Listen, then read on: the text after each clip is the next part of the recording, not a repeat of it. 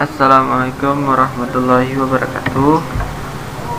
Teman-teman, jumpa lagi dengan nama saya Jafar Maulud. Kali ini saya akan membahas materi pembelajaran matematika dengan tema integral. Nah, baik, untuk tidak memperpanjang, mari kita lanjut.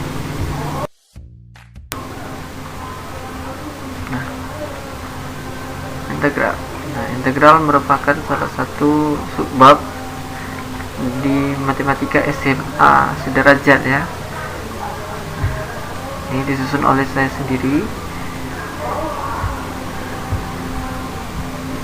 Baik, kita masuk langsung ya ke materi pembahasannya. Yang pertama adalah kita definisi. Integral sering didefinisikan menjadi dua,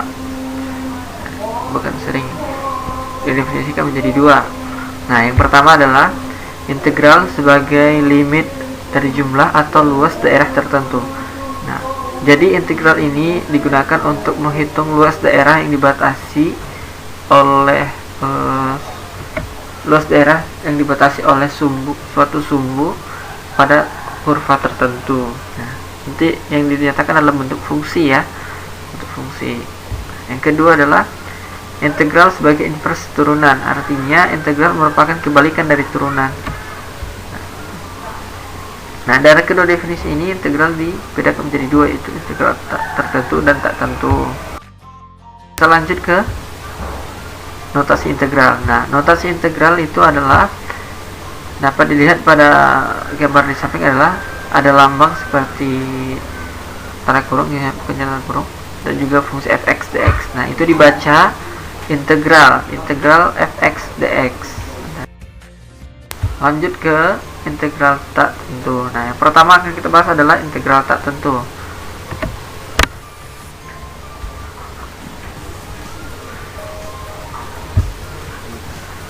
Notasi integral tak tentu adalah integral fx dx sama dengan fx tambah c atau konstanta.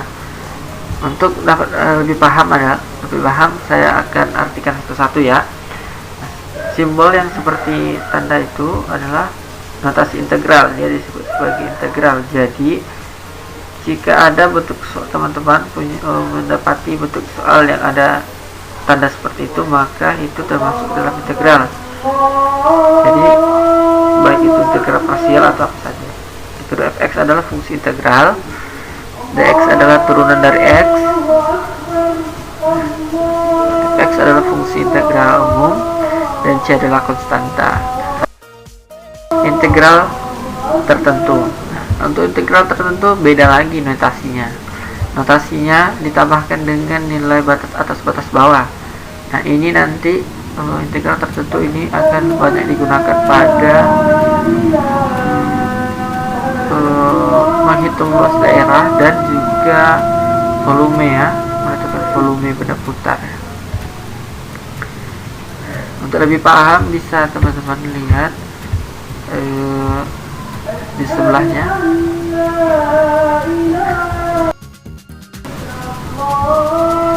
Bentuk umum integral. Ini adalah kedua bentuk umum integral.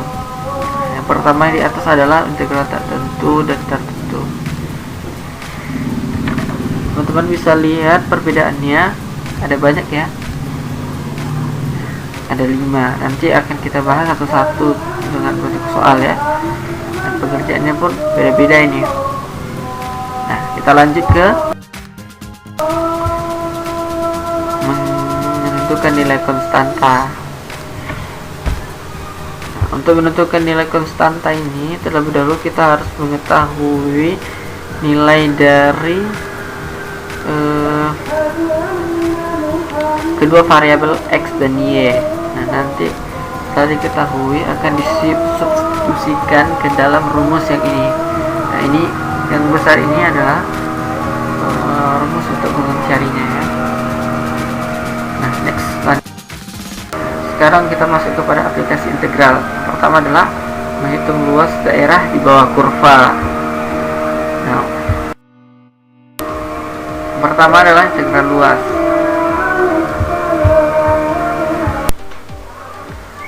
Nah, kita lanjut pada integral luas. Nah, untuk integral luas itu untuk hitung luasnya ada dibatasi, ada dua. Yang pertama dibatasi oleh sumbu x dan yang kedua ada dibatasi sumbu y. Nah, yang pertama ini akan kita bahas adalah luas daerah yang dibatasi oleh sumbu x. Untuk yang pertama saya punya grafik sumbu x ini dari sebuah kurva fx yang dibatasi oleh daerah a dan b. A dan B. Nah, sementara luas daerah yang akan dihitung adalah yang berwarna.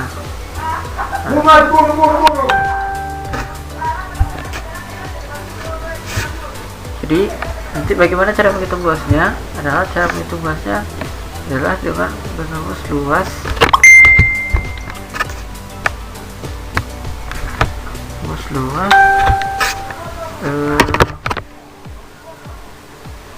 luas sama dengan hasil integral dari fx dx.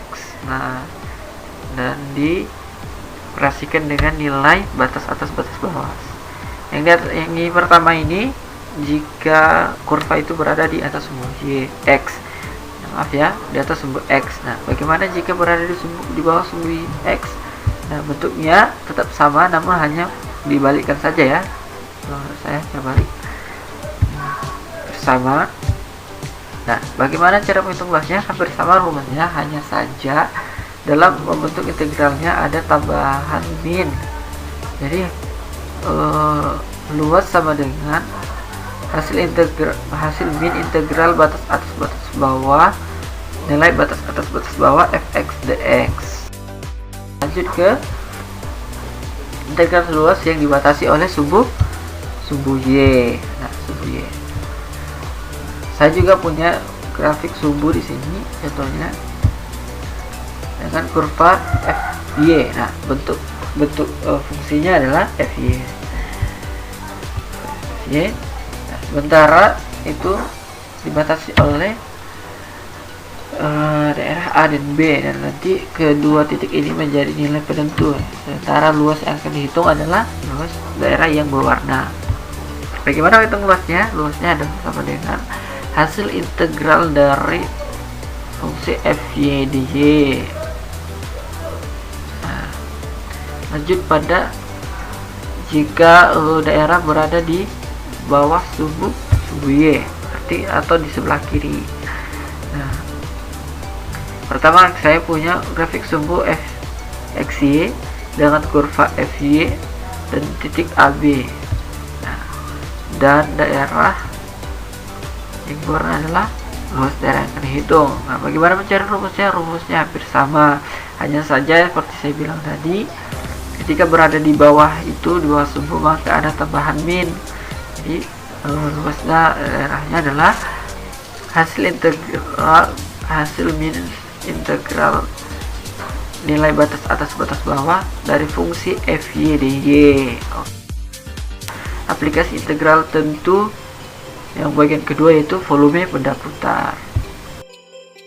Nah, yang pertama adalah volume benda putar. Nah, volume benda putar itu bentuk umumnya adalah volume sama dengan integral batas atas batas bawah ax dx. Nah, jadi volume benda putar ini ada dua. Yang pertama benda putar yang dibatasi oleh sumbu x, dan yang kedua adalah yang dibatasi oleh sumbu y. Yang pertama akan bahas adalah yang dibatasi oleh sumbu x. Rumusnya adalah volume sama dengan pi integral batas atas batas bawah dalam fungsi fx kuadrat dx. Nah, jadi inilah bentuk umumnya. Sementara jika dibatasi oleh sumbu y, maka bentuk rumusnya adalah volume sama dengan pi integral batas atas batas bawah fungsi fy kuadrat dy. Jadi fungsi itu hampir sama ya, hanya beda nilai fungsi f, nilai fungsinya x dan y. Oke, next. Sedangkan gambar di samping adalah bentuk grafik benda tersebut yang jika sebelum diputar. Sementara yang di bawah ini adalah terlihat jika itu itu diputar. Nah, dapat dilihat ya perbedaannya bentuk gambarnya. Jadi ketika diputar itu akan terlihat suatu daerah yang berupa piringnya atau ya seperti daerah yang nanti nilai luasnya hampir sama. Jadi nanti itu akan dihitung. Kita ke metode menghitung benda putar. Untuk menghitung volume benda putar ini ada dua cara. Yang pertama adalah metode cakram. Bagaimana cara menghitung metode cakram? Nah, metode cakram ini berdasarkan rumus volume sama dengan luas alas kali tinggi. Nah, jadi luas alas selalu merupakan lingkaran, maka luas alas sama dengan pi r kuadrat.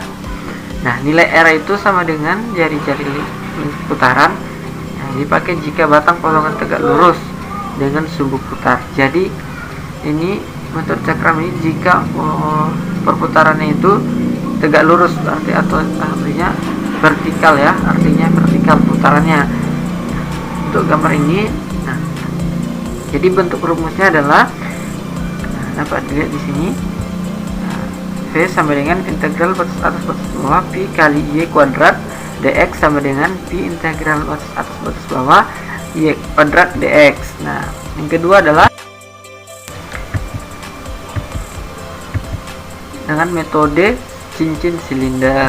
Nah, perbedaannya dengan metode cincin silinder ini adalah, nah ini bentuk gambarnya. Nah, jika suatu luasan diputar pada sumbu tertentu, akan terbentuk suatu benda putar dengan volume sebesar luasan itu dikali dengan keliling putaran. Nah, dikarenakan keliling lingkaran adalah 2 pi r, jika luas bidang yang diputar sama dengan A, maka volumenya adalah 2 pi r kali A. Nah, dipakai jika untuk metode cincin silinder ini dipakai jika batang berpotongan sejajar dengan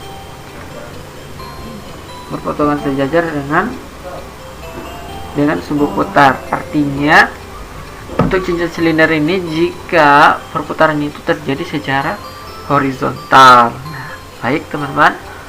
Nah, sampai di sini penjelasannya. Nah, lanjut kita ke contoh soal. Nah, pada contoh soal ini nanti akan saya bahas satu-satu mengenal judul dari pertama sampai sekarang. Kita mulai dari notasi integral. Terima kasih. 3. Assalamualaikum warahmatullahi wabarakatuh.